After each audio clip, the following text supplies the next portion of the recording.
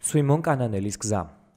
აფხაზეთიდან დევნილი სასულიერო პირების ტრადიციად ქცეული მსვლელობა აფხაზეთის ადმინისტრაციულ საზღვართან ენგურის ხიდზე პარაკლისით დასრულდა.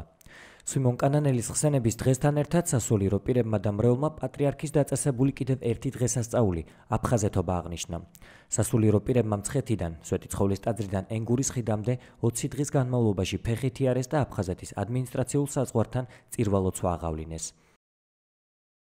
მოცულთა ჯგუფი მოემგზავრება თბილისიდან აფხაზეთის მიმართულებით. საოცარი დიდი მადლი ახლავს ამ გზას.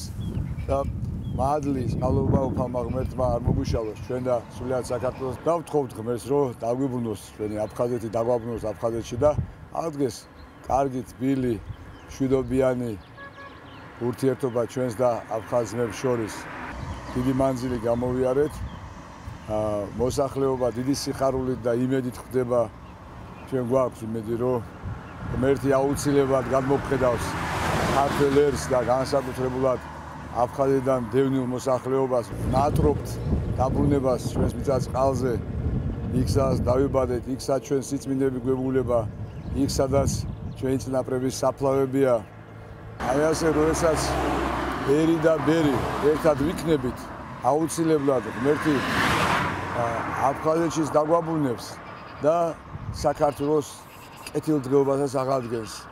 მსვლელობა, რომელიც პირველად შარშან უწმინდესისა და უნეტარესის, სრულიად საქართველოს კათალიკოს პატრიარქის, მცხეთა-თბილისის მთავარ ეპისკოპოსისა და ბიჭვინთისა და ცხუმ აფხაზეთის მიტროპოლიტ ილია მეორის ლოცვა-კურთხევით განხორციელდა წელს 1 მაისს სვეტიცხოვლის ტაძარში ჩატარებული საგანგებო წირვის შემდეგ დაიწყო.